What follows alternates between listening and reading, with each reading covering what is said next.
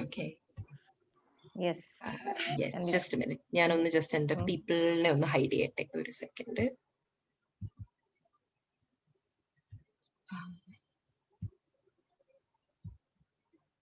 Okay. Okay. So, so this class is going to be a short one. It's going to be on graphics and troubleshooting of our graphics and thereby of our ventilation.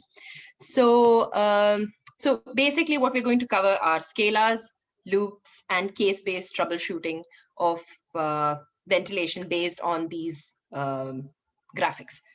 So so this is especially, I'm sure that when junior residents walk into a discussion of more senior people discussing the ventilation of a particular child, these are the terms which we hear thrown about everywhere, right? So we talk about compliance, we talk about resistance, flow, volume, pressure. And at the end of the day, it looks like you're talking about a lot of physics terms, and you have a human patient, a biological patient in front of you. And it feels like we're just talking about abstract concepts which make no sense.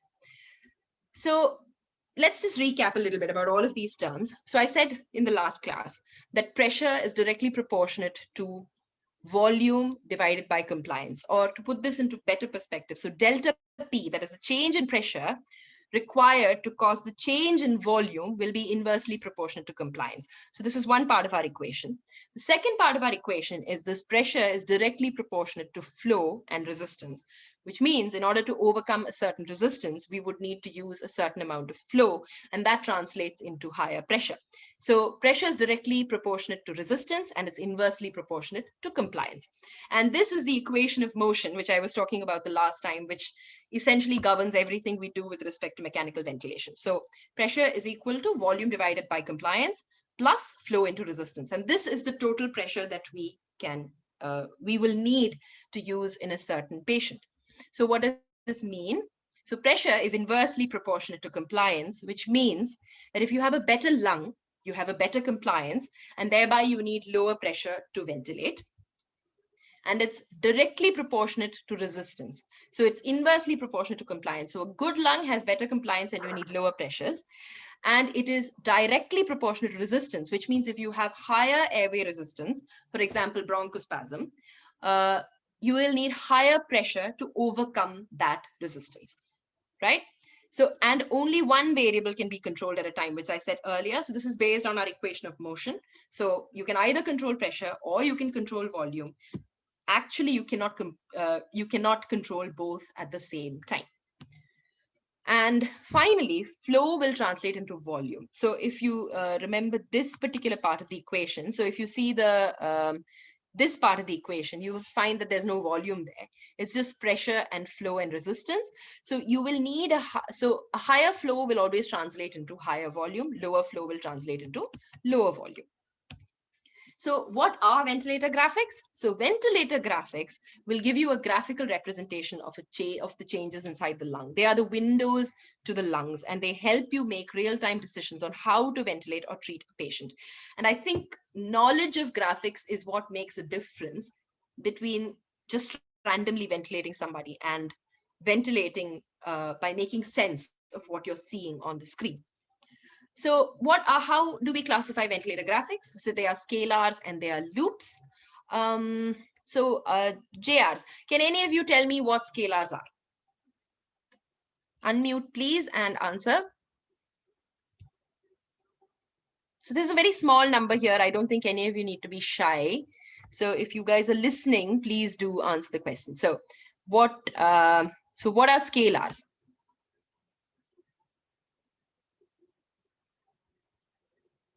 Radio silence. Answers, please. Hello? Am I audible? Pressure, volume, time. Yeah, so can you, you're right, pressure, volume, and time, but can you tell me in one sentence what they would be? So pressure, volume, and time, how are they related?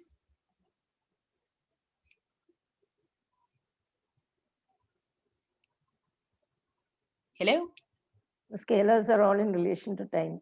They are all in relation to time. So exactly. So they are two-dimensional graphs which depict the relationship of different parameters of ventilation with respect to time. So you have the flow time scalar. So you're relating flow, the flow of gas, to time. You have the pressure time scalar, which relates pressure to time. And you have the volume time scalar, which relates volume to time. So it's basically a relationship of any of these parameters with time. Now, in addition to this, you have things called loops. So you have scalars and you have loops. So what are the loops? Now, the loops are what we have seen for the first time in our physiology classes in MBBS. At that time, we thought they were just talking about animal models and rabbits and frogs or whatever. But we now get a whole load of information based on these loops. And the two of them are the pressure volume loop and the flow volume loop. So the pressure volume loop is this particular one. So before we go, so we'll deal about all of these loops a little bit more once we go further in this talk. And you have the flow volume loop. So these are our loops and scalars. And basically, whenever we ventilate, we make changes in different numbers, and you see the impact that it has inside your patient using these graphs. So what I'm going to talk about in the next 20 minutes or so is what each graph tells you, how you interpret each graph, and what information you can derive looking at that particular graph. So that's what we're going to go through. So note down your questions, please, because you would have seen things probably much weirder than I'm talking about over here. And we'll see if we can try to sort those things out.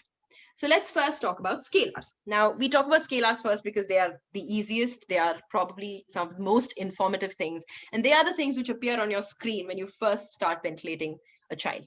So the first one we are going to talk about, and I think it's everybody's favorite if you like ventilation. So we are going to talk about the flow time scalar. Now, what this means is, so a ventilator is, so whenever you decide to give volume to a child, or you have determined that you want to give a certain volume to a particular child, it is the flow of gas which determines how much volume that child gets. So basically, the ventilator has to give a flow of gas, a certain volume of gas is insufflated into the child using a certain flow. Now, this flow can be delivered by the ventilator in many ways. It is those ways that are depicted on this particular screen. So we're going to talk about the commonest one first, which is the descending ramp pattern. So what we mean by the descending ramp pattern is, so if you can look here, you can see that so we're talking about flow against time. So what we're looking at is that this increases rapidly. It reaches a peak value. And from there, it then gradually comes down. Right? So this part is the increase in flow to reach a maximum, followed by a decrease in flow to reach a minimum. So all pressure limited or pressure controlled modes will use this particular pattern of delivering gas. So what we mean by this is that the flow is increased into the lung in as rapidly as possible, so that we attain the pressure that we have set, or the pressure that we have decided to control. And the flow increases as quickly as possible to attain that particular pressure, and then it gradually decays off, right? So this is the descending ramp pattern. And this is seen in any mode where pressure is the modality that you're controlling. So we see it in pressure control, you see it in SIMV pressure control with pressure support, and you see it in PRVC modes of ventilation as well. So in all of these, it is the pressure which determines how much of flow your lung is going to get. It is the pressure that we are controlling over here. Now, the next one is if you have somebody who's got a volume controlled mode. So in a volume controlled mode, we hardly put it up in our ICU. But if you go to the adult ICUs, you will see this. So if they are on not SIMV volume controlled or PRVC, but it's volume controlled ventilation. So if paralyzed, sedated, and all of that.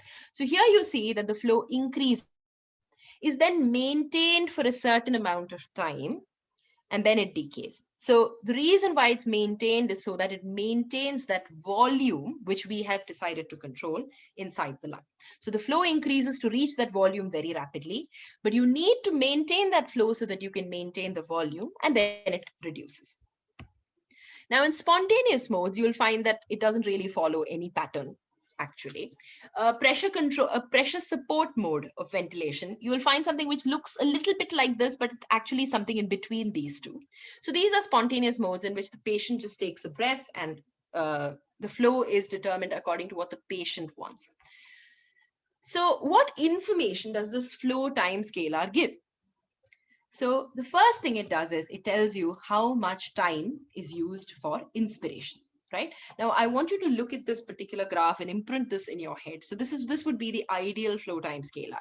So you have somebody who starts a flow and this portion depicts inspiration. So it starts from a baseline, it goes to a top, it comes back to that same baseline. So this tells you that this is completion of inspiration. Similarly, it tells you about expiration. So from the time you complete, so whatever is positive with respect to flow is inspiration. Whatever is negative with respect to flow is expiration. So it reaches this baseline and then it continues on till the next breath starts. So that's your inspiration and your expiration. Now, because this is with respect to time, it gives you your inspiratory time or your TI and your expiratory time or your TE. And this is your baseline. And what we really need to observe in every flow time scalar is that you want it to start and end at the baseline in both phases of respiration.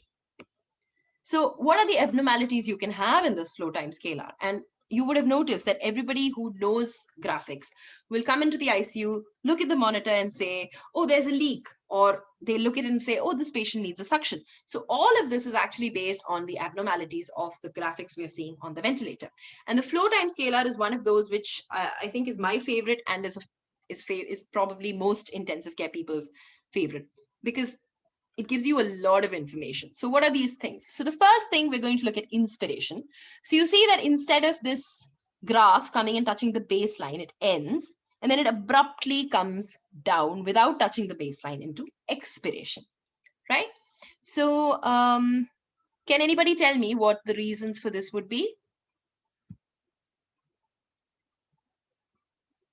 Any answers?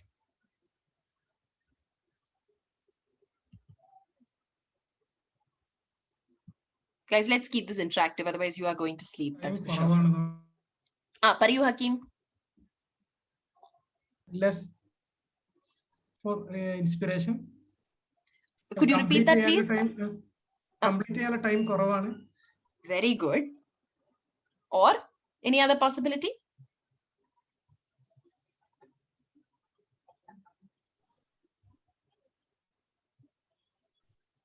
So you're right. So the commonest thing would definitely be that you don't have enough inspiratory time. The other possibility is that there is a leak, so that you're losing some flow in just trying to complete inspiration. So when you go and look at some children with uncuffed tubes, you may find that this pattern is followed no matter how much you decide to increase inspiratory time. Could everybody mute, please? Thank you. So it's possible, it's most likely, as Hakim said, that you don't have enough time to complete the inspiration, and that's the reason it ends abruptly over there. Now, what's the next problem? So if you look at this one, you find that this expiratory graph is starting earlier, and it's not as beautifully done as this particular graph. Rather, it's a very slow touch to the baseline, and it does not touch the baseline as well. So what you see here is you either have, so the commonest thing you should think about here is that you have an expiratory flow obstruction. So this is the prototypic graph you see in somebody who's got asthma or bronchiolitis. So you find that their expiration just does not touch the baseline. They take a long time to complete expiratory flow. You can see over here that expiratory flow completes so quickly. And over here, expiratory flow takes a very long time on this green line, and it does not come and touch the baseline. So this expiratory flow obstruction can be seen by how slowly expiration occurs. In addition, you find that it doesn't complete. And this particular thing is something which we call auto PEEP. So auto PEEP is something which tells you that you have air trapping happening inside the lungs. There is a PEEP which is being generated inside the lungs, and that PEEP is one reason why exhalation is not completed. This is what we see clinically as hyperinflation. Next thing is, it could be that there is a leak here also. So the flow is just not able to touch the baseline because of the leak. And the last possibility is you're ventilating somebody with asthma. They don't yet have an auto PEEP. Can we please mute?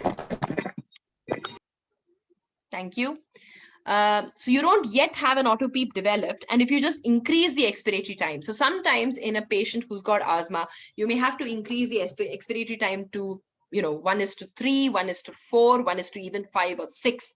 So there are those rare circumstances where you may have to do that, and when you do that, if it comes and touches the baseline, it tells you that they need that much of expiratory time. So the next thing you could see is, so if you look at this orange line over here, so instead of this inspiratory graph being smooth, like we were seeing over here, you find that there is a notch and it goes back up. So there is a negative deflection and then it becomes positive again. So can anybody tell me what this is? I think this is a little bit more of a difficult one to answer, but then can anyone tell me what this could be? Spontaneous. Very good. So there is a spontaneous breath there. But why did that spontaneous breath occur in the middle of inspiration?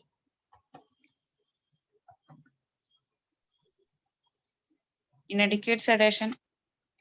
Inadequate sedation. Okay, yes, that's a possibility. Anything else?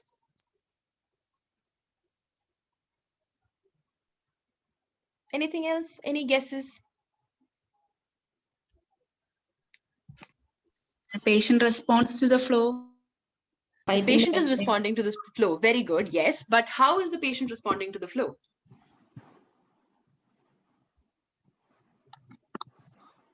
Maybe a cough. So more than a cough, this is something which we call flow starvation. So this flow starvation means that the patient got some flow, but it was just not enough for the patient. So the patient decides to take another inspiratory breath to try to compensate for that inadequacy of flow.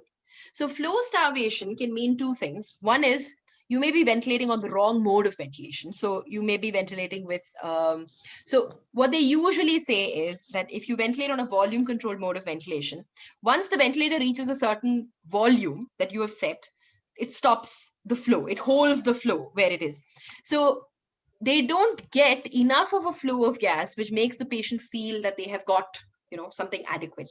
In pressure controlled modes also, we end up seeing this. If you have not given enough of pressure support or pressure control, if you're not giving enough of pressures, you may find the same thing. So the flow stops, so the flow is not adequate, and the patient makes an inspiratory effort. Now, this particular graph can look different. So this, the one I have showed you here is probably the simplest, but I'm sure this, all of you would have seen something which looks like a double stacking. So if you would just follow my mouse, it would look like it goes up, comes down, and then suddenly goes back up again and comes down. So it looks like the patient is taking a double breath each time. And this is another thing which we see very often in flow starvation. So flow starvation means you're not giving the patient enough flow, which means you're not giving enough volume or you're not giving enough pressure. And that's the reason that they have this kind of a graph. This is important, especially because it makes your patient really uncomfortable. It makes them work hard on the ventilator. So this is something which we need to know about so that we can then figure out how to correct it. So that brings us to the end of the flow time scalar. So what were the things we could learn? So one is we could determine if we have enough inspiratory time and expiratory time provided. We could determine whether there is any air trapping. We could also determine whether there is any flow starvation. So these are the things which we can determine using the flow time scalar. So let's go to the pressure time scalar next. So what is the pressure time scalar? So it's the plot of the pressure against the plot of time. And this is how this graph usually looks. It starts from the baseline and then it goes up. So we'll look at this one first. So if you can see here, it starts from the baseline, goes all the way up and then comes back down. So this is the pressure time scalar. This thing here, so how do we label this particular one? So this is your peak inspiratory pressure, this whole thing, the yellow line at the top. The green line is your baseline. So the green line is actually your positive end expiratory pressure. So you can see that it's not starting at 0, rather it's starting a certain degree above 0. So that's your PEEP. So you can look at this and say how much PEEP you have. If you give a higher PEEP, this is going to move. This green line is going to move here and your pressure time scalar is going to start from that green line. So this is your positive end expiratory pressure. If you shade this area under the curve and then you take what's there on the inspiratory side of this graph. So in pressure, it reaches your peak and then it cycles off into expiration. So this much is inspiration and this much is expiration, right? So if you take the area under the curve on this side of inspiration, this is your mean airway pressure. So the area under the curve of the pressure time scalar gives you your mean airway pressure. And finally, the other bit of information you can derive from this particular graph is that if there is a negative deflection in your baseline, then that is a triggered breath.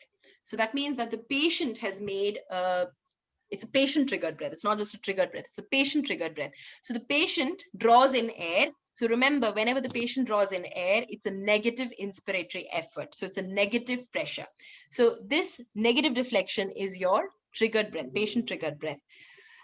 So this is basically what you get from the graph that you see on the screen. Now, if we go into the graphics of this a little further diagrammatically, we can get a little more information. So what you see here is actually, can we please mute? Thank you. Thank you. No, someone has not muted their screens. Let's do that. Right. So, right. So if you look at this pressure time scalar, so this is a graph I'm sure most of us have not seen, right? So what is happening here is this is the volume controlled ventilation graph. So this is the pressure time scalar on someone who's on a volume controlled mode of ventilation. Now I am going to specify these points because you would have read about certain terms which I'm going to introduce in this particular graph. And you would keep wondering how we get those values. So I'm going to talk about this in this. So it's in a volume controlled mode of ventilation in a completely paralyzed patient, right? So inspiration starts and expiration starts over here. So at the point where this decays, expiration starts. So what has happened here is you've started inspiration, it goes to a peak and then it slowly decays and comes down to expiration. But you've got a notch in between and we're going to see what that notch is. So once you start inspiration, over time, it goes to a maximum, which is your peak inspiratory pressure. Now, at this point, if we decide to do something called an inspiratory hold maneuver. So what we're doing there is we're going to hold flow. The ventilator is going to hold flow constant and then see what happens to the pressures. So once the ventilator holds flow at a constant, what happens normally is that this pressure, which is this peak inspiratory pressure, drops. And then after dropping, it then reaches an equilibrium at which it maintains at a plateau for some time, right? So we do an inspiratory hold in a volume controlled mode of ventilation in a fully paralyzed patient. We get this particular graph, okay? So you get a peak inspiratory pressure and this drop at which it equilibrates is what we call the trans airway pressure to give us the pressure just at the alveoli. So it takes away all the gas from the airways and it then gives you just what is there at the alveoli, that is your plateau pressure. So you have the peak inspiratory pressure and you have the plateau pressure. So the plateau pressure is the pressure that your alveoli are getting. It is that pressure which is responsible for things like barotrauma. Okay, so it's not this peak pressure, rather it is this plateau pressure which is responsible to cause barotrauma or trauma due to pressures. And this difference between peak pressure and alveolar pressure is your trans airway pressure. So let's now interpret what this means. So this is your normal graph.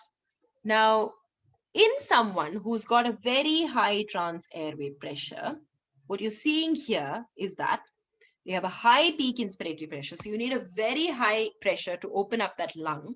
But the moment you do an inspiratory hold, you find that this drops significantly, comes down to a plateau, but the difference between this peak and plateau is quite high.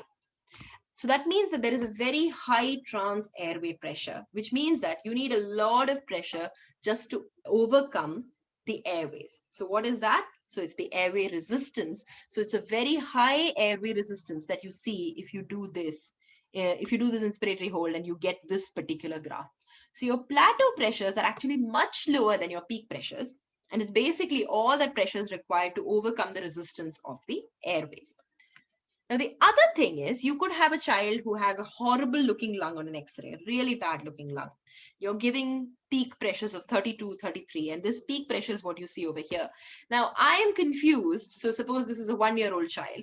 I am confused that this child could possibly have bronchiolitis-like illness also. May not just be pneumonia. Airways could have high resistance in that age. So I decide to do this inspiratory hold again. Now, what I see here is this peak pressure hardly has dropped. It's a very small drop. My peak and plateau difference is very little. My trans airway pressure is very little, which means that this is a lung with low compliance. So the closer your plateau pressure is to your peak pressure, it means that you have a very low compliance lung. And the farther these two are away from each other, it means you have a very high resistance lung. So I hope that makes sense to you. So the next time you have a patient whom you are paralyzing for some reason, you could try to put them on a volume controlled mode and see if you can do this. So next we're going to go to the volume time scalar. So the volume time scalar, I think, is probably everybody's least favorite because it doesn't give you all that much information. So what it tells you is how much volume is attained and what the target volume attained is. In a pressure controlled mode, you don't have to look at the numbers. You can just look at the volume time scalar to tell you how much tidal volume you're generating. And that's what your volume time scalar tells you. So here again, this half is your inspiratory time and that half is your this portion is your expiratory time. So this is basically what you get from it. So these are all the information that we can derive from these three. And as you can see, we got the maximum from the flow time. We got some from the pressure time, and you got very little from the volume time. So if you're going to focus on two scalars, it's got to be the flow time scalar and the pressure time scalar.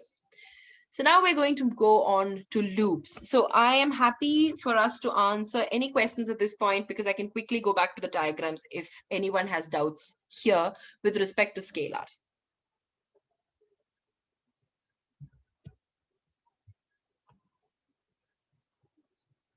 So everyone's okay. Shall we move on? No, I have a doubt. Yes, ma'am. Do you suggest that we do this inspiratory hold on every patient?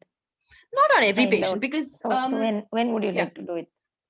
So I would do it. So I found it most useful in that transient age group. So someone who's say 9 or 10 months. When we auscultate, you hear crepitations, you hear wheeze. The X-ray looks absolutely horrible. But every time you auscultate, you're hearing more and more and more wheeze. And you know it's not a cardiac wheeze. You think it's definitely a respiratory wheeze. And this is a situation where we get confused as to how to ventilate them. So do you want to ventilate them like a pneumonia, ARDS, or do you want to ventilate them like a bronchiolitis? Becomes really difficult to say. So in that situation, I would suggest we can give them a paralysis, put them on volume control. Now, remember, when we put them on volume control, your peak pressures are going to shoot up like really high. But we are prepared for that. We are prepared for everything at that point of time. And then you do the inspiratory hold and it will tell you where your alveolar pressure is. So if your alveolar pressure is very high, it's telling you that you're going to ventilate this child as an ARDS. Ignore the wheeze. You use something like ketamine or something for sedation so that it gives you some bronchodilatory effect, but you continue ventilating like you would ventilate an ARDS lung or a pneumonia lung. On the other hand, you're getting a very high difference. Your plateau pressures are much lower. It's probably more of airway resistance than a poor compliance. It can be a combination of both. I'm not saying no, but you may notice that your resistance is probably the worst component. And in that situation, maybe using a bronchodilator nebulization, which we would not use in an ARDS, may help. So once you do you give them a bronchodilator, you can then reassess how they're behaving. And then you can decide whether or not, how you're going to ventilate. So I would not use it on everybody. I would use it on these kind of. Is there an option for inspiratory hold go on? Less than 5 seconds. So it goes up to 10 seconds, but usually we terminate it at 5 seconds. Is there a option on the ventilator for this inspirator hold? Yeah. It's there in tools, I think, in the MAC-A. It's there in tools. It's there. Yeah. I think it's not even in tools. It's there a proper button down there. There is a button. There's a button there. I've used it without knowing what it is. I mean, Yeah, it so gives you usually the what general- happens is we'll find that suddenly every graph on the screen freezes, and then you have a long prolongation of, scalar, which looks really weird. We get scared and then we stop the hold. So inspiration. yeah, so what it does, They it shouldn't do freezes it the anymore. screen and it will tell you Mm. what you do. But again, there's no point in doing it in a patient who's spontaneously breathing. You have to do it in someone who Right. is paralyzed. Okay. And in a volume control mode. It doesn't give you all that much information when you do it on pressure control. It gives you some, but it's still much better on volume control. Mm. Mm. Any other doubts, or shall we move on to loops?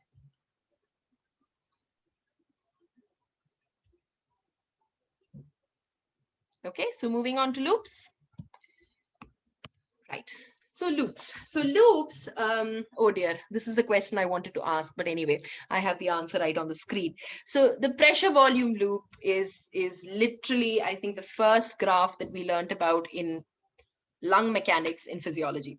So I'm sure I'm not sure, but I hope that if someone asks you what you remember about respiratory physiology, your answer should be this hysteresis loop, because the hysteresis loop is probably one of those beautiful windows into the lung, which gives you not just information about numbers you're doing wrong, but it tells you real time whether what you're doing is working or not. So let's go through the parts of this loop. So this is the hysteresis loop, this particular shape. So you can see, so on one side you have, so it's pressure against volume. So pressure on the x-axis and volume on the y-axis. So basically what you're doing is you're giving a certain pressure and looking for the change in volume, right? So as you keep increasing pressure, you can see that volume goes up, and then pressure decreases and volume comes down. So this is essentially what you're doing in a pressure volume loop. This is what you're seeing in a pressure volume loop. So remember, inspiration is that part which is on the bottom and expiration is that part which is on the top. Now, we have already talked about this earlier. So pressure and volume are related to each other through a parameter called compliance. So if you plot the slope of this graph, it gives you the compliance of the lung. So the more compliant your lung is, that means the better your slope is, the lesser pressure you need to generate a change in volume. I hope that makes sense. I'm going to repeat that once again so that everybody just processes it once. So the more compliant your lung is, with small changes in pressure, you have high changes in volume. We're going to go to another graph a little later, right? So the slope of this graph is your compliance. You can see that the farthest point it reaches on the x-axis, on the pressure axis, is your peak inspiratory pressure. And you see that this baseline does not start at 0, rather it starts at a certain number. This tells you how much PEEP you're giving. So suppose this is a PEEP of 5. If I change that PEEP to 10, this hysteresis loop is going to start over here, right?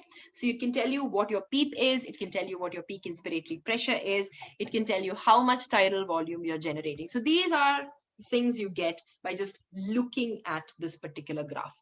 This is very important, and I think I'm very happy that this is a graphic which is almost constantly there on all of our ventilator screens in our ICU. So I'm really happy that, you know, when we don't have those, whichever JR is there always goes and does it and makes sure that we have these graphs on screen. Now, in addition to this, it gives you a whole lot of information, especially when you're ventilating a difficult lung. So I'm going to ask you to focus on this particular point. So if you look here, right, so this point where this arrow is, so if you notice, you have small changes in pressure which keep increasing. So you're increasing pressure, but the volume does not seem to change all that much, right? So the volume has just gone from there to just around there. But then you suddenly reach a point from where suddenly this change, a smaller change in pressure, is causing a much higher change in volume. So till a point, your pressure does not cause much change in volume. But after that particular point, there is a dramatic increase in the volume inside the lung, right? This is called your lower inflection point, or what we know as the critical opening pressure, which means that at that point of lung, you have given enough pressure into the alveoli such that all of them open and then inflate to cause this massive change in volume, right? So this is the critical opening pressure. Now you can see that there is a similar point at the top of the lung. So till that point, the decrease in pressure is not causing much of a decrease in volume. It's just causing a decrease in volume. It's not a major difference. It's almost the same. And then after that, you have a very rapid fall, a very rapid fall. And this is the upper inflection point or the closing pressure of the lung. So this is, this is the upper inflection point after which the changes in pressure do not cause much change in volume. So basically, you can see that over here, there's not really much change in volume. But if you are over here, there is a great change in volume with changes in pressure.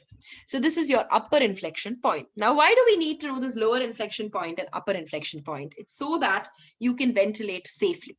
So if you ventilate between these 2 points, so if you ventilate between these 2 points, you are going to ventilate them at a point where you have enough pressure to open the alveoli and you do not give too much pressure such that you're causing these alveoli to just plateau and not have any change in pressure thereafter. So this is your safe point. So you're opening alveoli, you're keeping them open and you're not letting them over distend, which is what you see on this part of the graph. So we're now going to break up this graph into little portions so that we can see what I mean by what I've just said.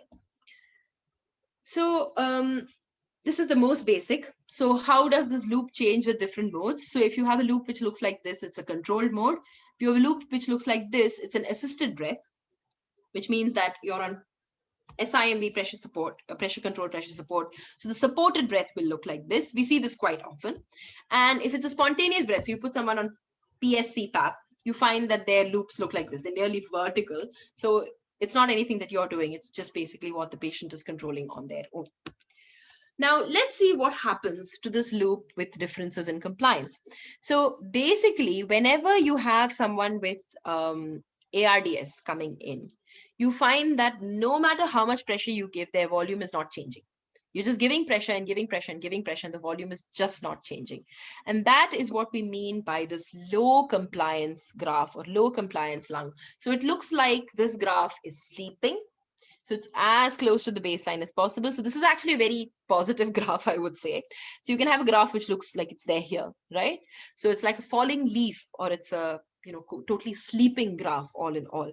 And what you're trying to do when you ventilate is you increase the PEEP and you increase the pressures such that this graph starts to stand slowly and it reaches a point where it's normal. Or you could have a situation where your compliance is really high and the patient really does not require the pressures that you're giving to generate any kind of volume. And that is this particular graph where it's even better than normal compliance. Now, the next thing you need to know is this phenomenon called peaking. So I said earlier that you have an upper inflection point. And after that, if you ventilate with pressures beyond that upper inflection point, you're going to over distend the lung. It's not really going to cause much changes in volume, but it's just going to over distend the lung because you're giving that much of pressure. This is what we see with this phenomenon, which we call beaking. Excuse me. So it would look like the hysteresis graph has a beak at the end of it. And this tells you that you're giving too much of PEEP and you need to start reducing your PEEP, or you're giving too much of peak inspiratory pressure and you need to start reducing that. So that's what we see with this phenomenon, which we call peaking. The other thing which we see is sometimes you have a graph, instead of looking like this, it looks like this. It looks like a balloon. And this you see in patients, especially the asthmatics or those who have some degree of bronchial obstruction. You find that they look like they have a balloon graph. So it's not that they're finding it very hard or anything, but the moment you overcome this inspiratory resistance, suddenly there's a massive change in volume. You will not see this kind of a massive change where it's nearly a vertical change in a poor compliance lung like an ARDS. But this is what you see in someone who's got a high airway resistance like in an asthma. So what are the uses of PV loops? They talk about the compliance and the resistance of your respiratory system. They give you so much of information, especially on the compliance. They can tell you about lung over distension. And in the next class, I'm going to focus a little bit on ARDS ventilation. So in ARDS ventilation, this critical PEEP As I told you earlier, we're talking about the critical opening pressure. So that's the pressure at which your alveoli just decide to open. And you want to keep them at least critical opening pressure so that you can ventilate over there. So it tells you about this critical opening pressure. It can tell you if it's a triggered breath or not, because you can see that fish-like graph, and it can tell you about leaks. So we'll come to the leaks a little later. Next, we're going to go to the flow volume loop. So this is the second graph that all of us have studied in physiology.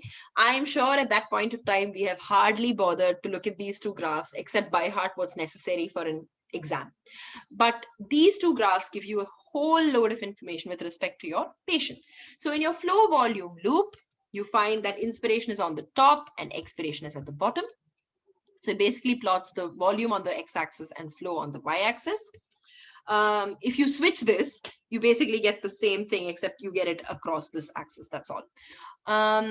So what it tells you here is the tidal volume that you have achieved at the far end of the x-axis, and where it stops here is basically the functional residual capacity of that particular lung. This is the peak inspiratory flow rate, and this is the peak expiratory flow rate. And what changes can you see in these flow volume loops which are going to give you information? So the first thing and the most common thing is, instead of having a graph which is well puffed up like this, you end up having a graph which looks like a little sail, right? So this inverted sail kind of appearance that you see over here, this is what we call scooping of the expiratory curve. And this means that you have increased expiratory resistance, right? So instead of very smoothly exhaling in this particular manner, you end up exhaling in a very slow, stuttering kind of manner. And this scooping is increased expiratory resistance. The next thing you can have is this expiratory part just doesn't go and touch the baseline. Rather, it goes and touches the y-axis where you have flow.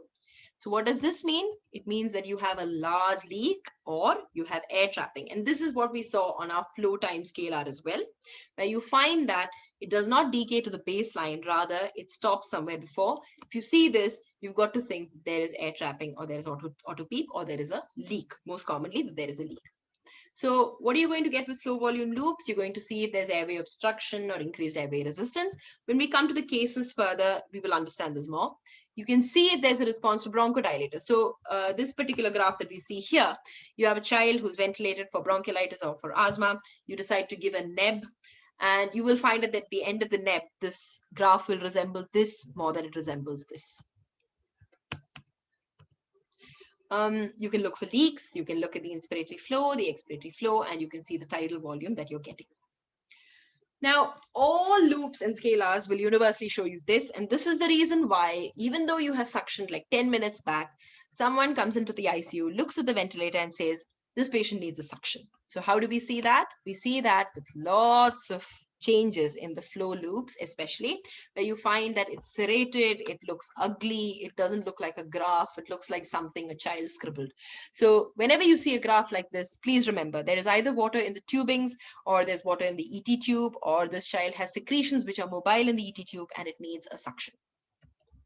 So now let's troubleshoot. So here I want answers, please, so this has got to be an interactive session. I do not want to be talking about this alone. I would love it if you would respond to each of these scenarios. So it's very fast. I think we just have around 5 scenarios. Let's quickly do this. So we have a 10-year-old boy who's 28 kgs, ventilated for a neuroparalytic snake bite. So he's received his ASV, he's better now, his ventilator settings have been weaned, and suddenly your monitor starts to ring, your alarms start to ring. Your SpO2 is now 76% on a child who's been weaning. His heart rate has shot up to 145 per minute. And on examination, you find that he has suprasternal retractions, he has intercostal recessions, subcostal recessions, and breath sounds are just not audible bilaterally. So these are the ventilatory settings that he is on. So he's on an SIMV pressure controlled mode. He's got a delta P of just 10. He's got a PEEP of just around 5. His FiO2 was at 25%, and he's got an IE ratio of 1:2. So what do we see? So then we've got all our graphs on the screen, and we now see this on the screen. So answers, please. What's happening over here? Obstruction. Excellent. Where is the obstruction? ET. Very good. So you've got an ET tube obstruction. So what are you going to do? Suction. Excellent. So we're going to suction this particular tube. So you've got a deep scoop here in the expiratory part of the tube. It means that there is an increased resistance in the tube. So what do? You disconnect from the ventilator, take the child on an ambu bag, and you're going to have very high resistance when you bag this child. Please suction the tube. So the moment you suction the tube, this child is going to get better. So that was easy. So the next one. So you have a 2-year-old child who's got a weight of 12 kgs who was admitted with severe pneumonia. So in emergency, saturations were just around 80% on nasal prong CPAP. So this child was quickly intubated in emergency with a size 4 uncuffed ET tube. Was shifted to the PICU soon after and connected to the ventilator. And your ventilator alarm is constantly showing low minute volume. And these are your graphics. So what's wrong? Leak. Very good. So why are you saying that there's a leak? Peritubal. Expiratory limb is not touching. Yeah, so the expiration in both these graphs is just abruptly ending, and then you have this whole period where you don't see anything. So both your graphs, so this is the leak in the PD loop that I was talking about earlier and I did not show. So you can find that it just stops abruptly and comes to the baseline. So there is a leak. So what are you going to do? Check the circuit. Okay, J- circuit's ET fine. ET Okay, tube ET size. tubes. Yeah, absolutely. So it could Adequate be the ET tube. What are you going to do? Re-intubate. Intubate with the higher size or cuffed tube. Okay, yeah, so that would be our endpoint. So what are our ventilatory settings? So we're just going to take a look at this. So this is the next thing that you will see. So you've seen these graphics. Now on your vent settings, you've got a delta P of 15, you've got a PEEP of 8, your FiO2 is 60%. You've got a VTI of 100 ml and you've got a VTE of 60 ml. So why is your VTE 60 ml while your VTI is 100 ml? tube leak. Excellent. So you've got a tube leak of at least 40 ml. So that's a big tube leak. So you're just getting around, 60% of what you should be getting. So the expiratory phases of these curves are not touching the baseline. Therefore, your measured VTE is much lower than your VTI. So what does the VTE tell you? The expiratory tidal volume is measured at the Y piece of the ventilatory circuit. And it tells you if the same amount of air which went in has come out. If there's a discrepancy, it means that there is a leak. There's a large discrepancy, it means that there is a large leak. So we may have to do something. So your minute ventilation alarm is basically your minute. So minute ventilation is tidal volume into respiratory rate, and it uses the expiratory tidal volume to calculate this minute ventilation. So that's why your alarm is sounding so much. So what are you going to do? So you will re-intubate very carefully with a size 4.5 uncuffed ET tube. But the point I want to stress is your ventilator sounding alarms. But suppose your saturation is fine, your rates are fine, your child is not working really hard, the child is perfectly fine. I would not touch that child at that point of time. I'm going to wait. So I'm going to wait to see if there is a problem because there is such a leak. On the other hand, if there's no problem, child is perfectly fine, just leave the baby for that time. You can do it later. So especially if you see something like this in the middle of the night, you're alone, you don't have senior people with you, I would suggest that you wait on it. On the other hand, if your child is not ventilating, your saturation is not picking up, then you may have to re-intubate that child at that point of time. So very good. So you've got the leak and you've got the tube obstruction. So excellent. So the next case is a 12-year-old boy who's admitted with an acute encephalitis syndrome. He's intubated and ventilated for a GPS of less than 8, and the nurse has set the ventilator, right? So this is the graphic that you're seeing on the ventilator, and these are the settings that you have. So is on SIMVPS, has a rate of 30 breaths per minute, has a delta P of 12, PEEP of 5, FiO2 of 40%, VTI is 320, VTE is 318, inspiratory expiratory ratio is 1:2, and your TI is 0.7. So, what's the problem? The time is inadequate. Very good. Time. Auto Anything PEEP. else? So, is it an auto PEEP?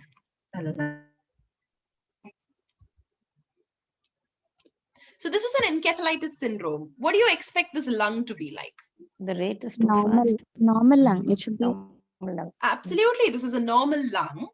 In a 12-year-old boy, we have already decided inspiratory time is inadequate. And as ma'am pointed out, what about the rate? Right. It's a very high rate, isn't it? You don't need to give a 12-year-old boy a rate of 30. So what's happening? We've given inadequate inspiratory time. You've set a high rate. So what happens? Inspiration is occurring before the full, the full expiration. Exactly. So basically, because you've set such a high rate, your inspiratory time is set, isn't it? So the ventilator has to give flow for the duration of the inspiratory time. The ventilator cannot compromise on that because it's already been programmed that you have to give. We've got a TI of 0.7 seconds. So it's going to give a breath for 0.7 seconds for sure. But you've set such a high rate. So the compromise is always going to happen in expiration. So there is no time to complete expiration either. So inspiratory time is too low, your respiratory rate is too high, and so your expiratory time is also too low. So this is not a child who's got an asthma kind of obstructive lung disease. It's just that our settings are wrong. That's why it looks like we have an auto PEEP, but it's actually not an auto PEEP. We just don't have enough time to complete expiration. You don't have enough time to complete inspiration either. So what you've got to do here is change your rates. So you increase TI till the flow touches the curve, till the baseline, and you adjust the rate so that expiration is also completed. So 12-year-old boy, you need a rate of less than 20 most probably. And once you do that, you adjust your inspiratory time. So you keep increasing your inspiratory time till this thing comes and touches the baseline. So that's your TI. And then your expiratory time will sort out itself once you change the rates, once you reduce the rates. So that's what it will happen. This is what you want at the end of this. Okay, so the next case. So this is a 6-year-old child who is ventilated for acute meningoencephalitis. And the nurse comes and complains to you that on the ventilator, the child's breathing seems really irregular. These are your ventilatory settings. You've got, so this is an SIMV volume control mode. You've set a volume of 160 ml. Your PEEP is 5, your FiO2 is 30, your inspiratory time is 0.6, and you've got a PIP of 18 centimeters of water. So what's wrong with this? This is slightly difficult. Is the tidal volume a little high? So your tidal volume is 160 ml. So this is a 20 kilo child. So it's around 8 ml per kg. Proper sedation have to be. Very good, very good. So it could be that you're not giving enough sedation. And so this child is just breathing against your ventilator. You have asynchrony. Any other possibility? Sure, same flow starvation. Flow starvation. Excellent. Absolutely. So why could flow starvation be occurring here?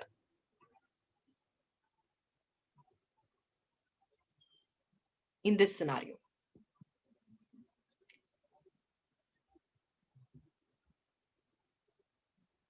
So here you have a child with meningoencephalitis. Tidal volume have to be high. Tidal volume? Have to be a bit high. Excellent. So your tidal volume may have to be a bit higher. So while 6 ml per kg is a good tidal volume for a neonate, as age goes on, that 6 ml per kg gradually becomes inadequate.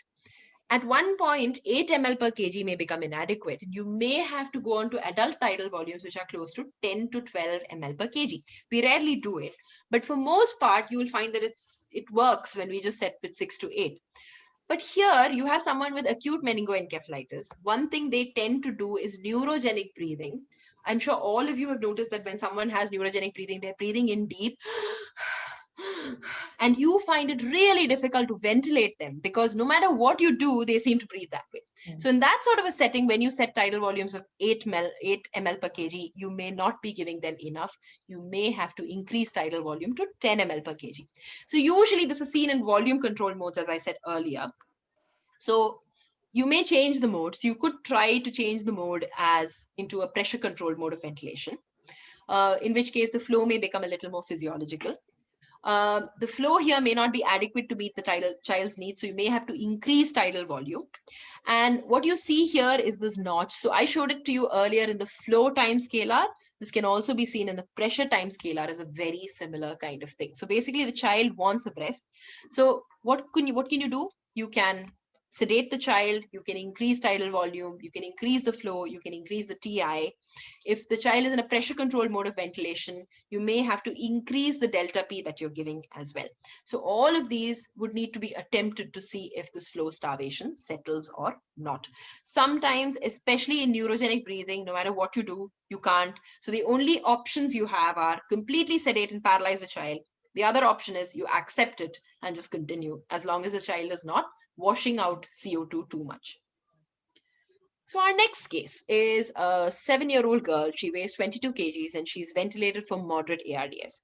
So she required a PEEP of up to 10 for recruitment, and we targeted a tidal volume of 6 ml per kg. So now it's day 3 of ventilation. These are your ventilator settings. So you have an SIMV pressure control mode of ventilation. You've got a delta P of 12, your PEEP is 10, your FiO2 is 40%, and you have a tidal volume of almost 8 ml per kg that you're generating with these pressures. And this is how your graph looks. So, answers. This is Beaking. This is beaking. beaking. Beaking. This is beaking. So why is beaking happening here? Your pressures are too high. Excess. Why are When they too high? If ARDS has resolved, Child is getting the better. pressure requirement will reduce now. Is getting better. Exactly, absolutely. So we usually have this tendency. So I was saying the other day, right? So everybody here just puts people on PRVC. So when you put someone on PRVC, it auto weans. So basically, as the lung improves, the pressures required start to decrease. But if you're on a pressure control mode of ventilation, that's not going to happen. So if you still keep the child on the same pressures you did on day 1, on day 3, and the lung has improved, you will find that you are now beginning to over distend this lung with the PEEP of 10 centimeters. This child probably does not require so much of PEEP, does not require so much of pressure, because this kid was generating a tidal volume of 6 ml per kg on day 1, but is now generating nearly 8 ml per kg on day 3. So you don't need so much of pressures at all. So yeah, you're perfectly right. This is beaking that we see over here. It means that there is over distension of the alveoli. And if you do not rectify this, what's going to happen is, can anyone tell me what's going to happen if you don't rectify this at this point of time? Air leak. Pneumothorax. So you could have a pneumothorax, absolutely. Before the pneumothorax occurs, would you see something happening on the screen of the monitor? And you have a tendency to increase pressures when you see that. Excellent. Yes. So your saturation is going to start to fall. And the reason your saturation starts to fall is your lung is now over distended. All of your pulmonary capillaries are collapsed. There's no room for gas exchange. So your sats start to fall. So if you see a loop like this and your saturations are falling, it means you are over distending. So before that happens, you need to review your loops every day and change your pressures as and when required. Right? So that's your beaking. And so your solution is you may have to reduce PEEP and you may have to reduce your delta P as well. Okay, so next we have a 6-year-old child who had dengue shock syndrome and ARDS. She was ventilated for the same. She stabilized by day 2, her pressures are fine, and she has this gorgeous looking PV loop on her graphics. By day 4, she began to desaturate. Vasoactive support had already been tapered and stopped. FiO2 was reduced to 40%, PEEP had been reduced from 10 to 6. So everything seems to have improved over the first 4 days, but she has begun to desaturate on day 4. And this is what you see on her loop. So what is happening here?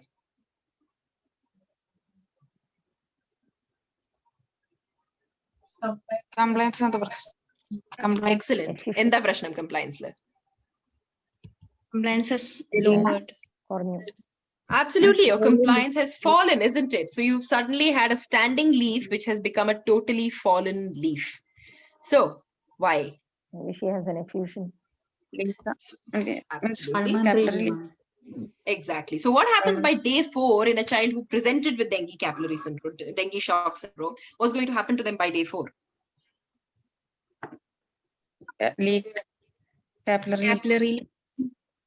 So she came to you in shock.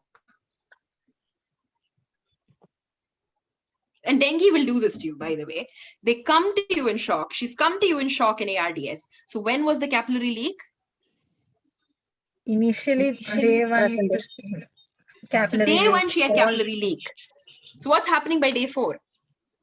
All the water Dissolving. into the intravascular Absolutely. alveoli. Excellent. So especially in those dengues in whom you have had to give a lot of fluid, remember that this is going to come back and bite you after day 4 or day 5, because all of that water is sitting inside the interstitial space. It's going to come back. It's going to flood your lungs. So what you need to remember is, though you have reduced your ventilatory settings in the first 3 days, by day 4, day 5, you should be prepared that you're going to have to change that again. So you're perfectly right. So you have all your compliance has reduced. It's become a really poorly compliant lung at this point. So the possibilities are you have fluid overload, and that fluid overload is causing your lungs to get flooded and your compliance to drop. The next thing is the ARDS, which you thought had resolved and you've reduced your PEEP, has now started worsening. So you've got an actual lung injury and you've got a worsening ARDS and your lung has become de-recruited. So you need to go back up on the PEEP. The third thing is you've stopped your vasoactives at this point of time, but someone who's got a really bad a severe dengue, which has multi-system involvement and they have cardiac dysfunction, their cardiac dysfunction could precipitate once you stop all your vasoactive support, and you can have pulmonary edema resulting because of that. So all of these are possibilities in a child who is so complex. So you've got to think of all of these. So basically your strategy for everything is going to be the same. So you're going to increase your PEEP incrementally so that you start making this sleeping graph stand a little bit. You're going to consider diuretics if your blood pressure is fine. You're going to consider fluid restriction now and be really careful with your fluid balance. So this is what you're going to do in this particular scenario. So excellent. Oh, this was case 7, I think. Sorry, my numbers are wrong. So you now have a 3-year-old boy who's got a weight of 12 kgs with pneumonia. He's ventilated because of increased work of breathing and respiratory rate of more than 60 per minute on an IV. So you've intubated, ventilated. He's on SIMBPC with pressure support, and he's got a delta P of 13. He's got a PEEP of 6, FiO2 of 60. He's generating tidal volumes between 60 to 90 ml. And the problem is he still seems to have nasal flaring and intermittent retractions. And this is your pressure time scalar. So what's happening? SIMV rate inadequate. Inadequate volume. Okay, so your rate is inadequate. Your volume is inadequate. Okay. So he's on SIMV pressure control with pressure support. So what are these breaths? This one and this one? Mandatory breaths. These are your mandatory breaths, absolutely. And these two? Spontaneous. These are the spontaneous breaths. So these are triggered breaths. You see the negative deflection over here. So these are triggered breaths. And what else can you get on this particular thing? Is there a difference here? Pressure support. It has not been supported well. Absolutely. So you're not giving enough support, possibly. Your patient is breathing really fast, has a lot of breaths in which he's just taking some small breaths the way he would with a pneumonia, and you're not giving enough support for those particular breaths. So what can you do? Increase pressure support. Increase the pressure support. So you could increase the pressure support, but what would happen if you just keep increasing pressure support? Hyperventilate. Yeah, you're going to hyperventilate. And are you actually tackling work of breathing? No. You may not, isn't it? You're letting them breathe at, say, 70 per minute, even at that. So what can you do? What else can you do?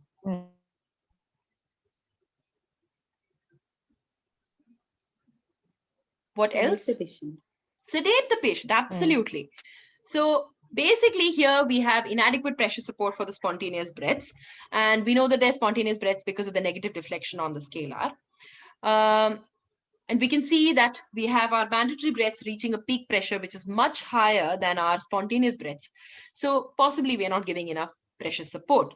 So the solution is you can increase pressure support above PEEP, but you should do it judiciously. So if you've got a total respiratory rate of, say, 45 in a 3-year-old boy with pneumonia, it's fine.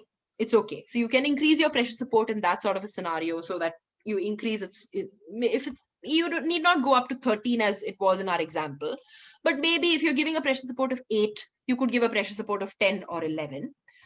The other thing you could do definitely is that you sedate more deeply, especially if this patient is breathing at rates of 60, 70, and you've set respiratory rates of 30 on your ventilator. You don't want them to breathe at 40 breaths per minute above what you've already set. So you sedate them as much as possible. You may have to give them a dose of paralysis. You may have to take care of all of those things and increase your pressure support slightly.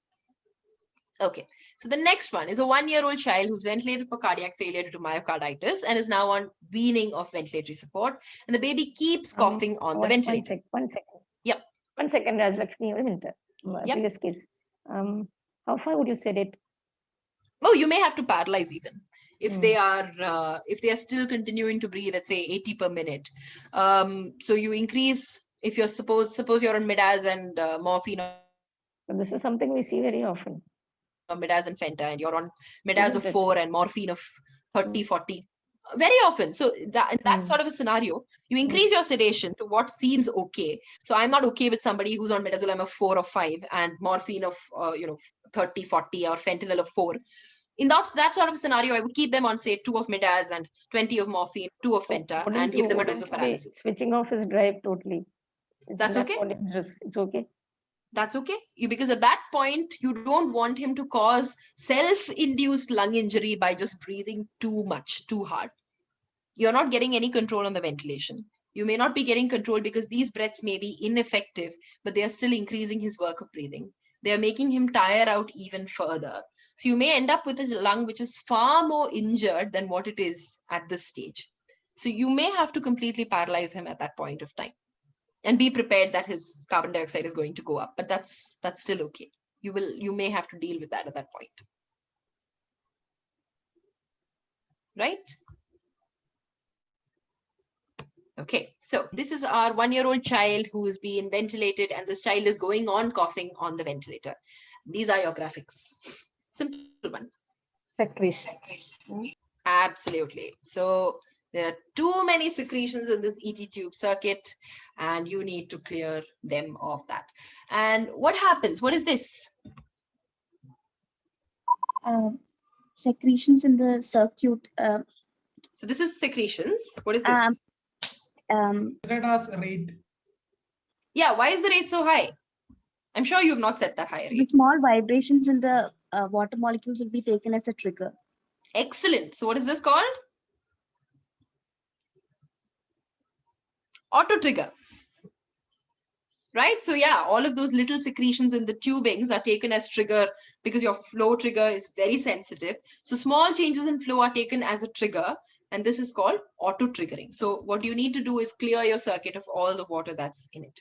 I think that was our last example. So basically your graphics are going to give you much more information than just numbers. And I'm really happy that all of you got all of those examples right.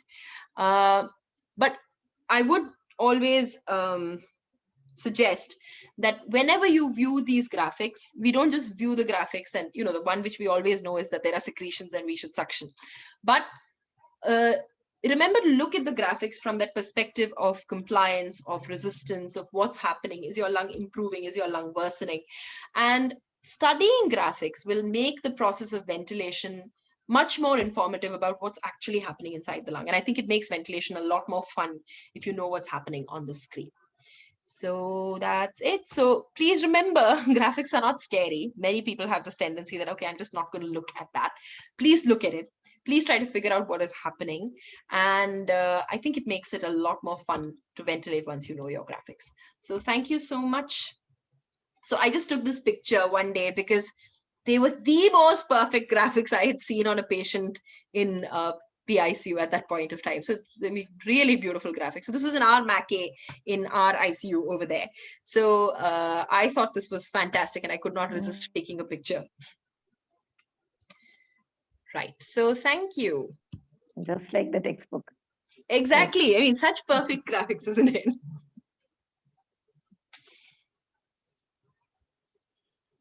Okay. So questions? I'm sure there should be loads.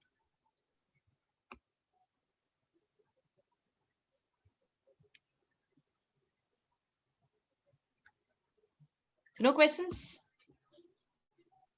silence. Madam, ഈ low compliance resistant lungs തമ്മിലുള്ള വ്യത്യാസം എന്താ madam? So compliance is always something to do with your alveoli, while resistance is always something to do with your airways. So if you have an asthma or a bronchiolitis or even a viral pneumonia, sometimes it's problems with the airways. You have airway edema, you have bronchoconstriction. So those are resistance, high resistance situations. So in a high resistance situation, your alveolus is likely to be normal, which means that you just need to give pressure to overcome the resistance of the tube. Low compliance means your alveolus is now filled with water or pus or whatever it is. And no matter what you do, you're not able to inflate that particular alveolus. That is a low compliance alveolus. So it's a low compliance lung. There you need to increase your PEEP so that you try to keep that fluid-filled alveolus slightly open. We'll talk more about this in the next class when we talk about disease-specific ventilation, because ARDS is the prototype of a low compliance lung. Pneumonia is a low compliance lung, while asthma is more of a high resistance lung, but normal compliance lung. So compliance has always got to do with alveoli. If it's high, it means it's easy for us to ventilate. You give small pressures, your volume increases. If it's low, you need to give very high pressure to cause any change in volume. In resistance, you just need enough pressure to overcome that tube, that is the breathing part. So that's your major airway, your minor airways, whichever airways it is. All you need is the pressure to overcome that. And once you're in the alveoli, your alveoli are going to expand very fast. So resistance is airways and compliance is alveoli.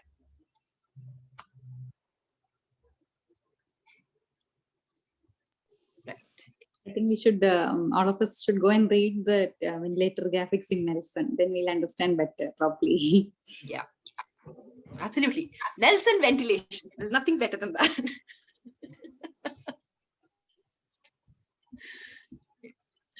So, any more questions?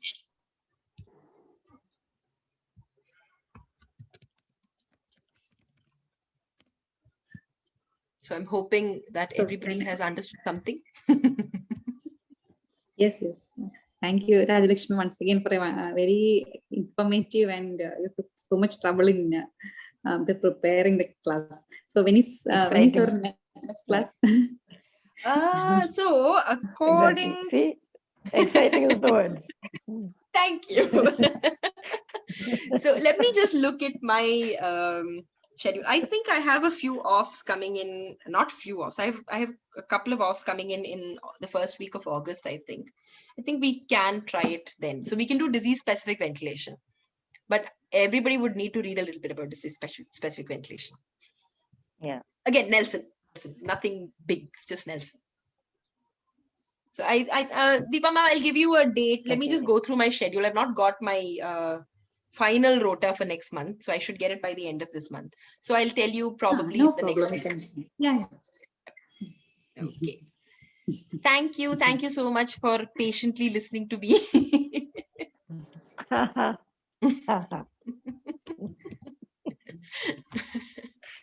Okay.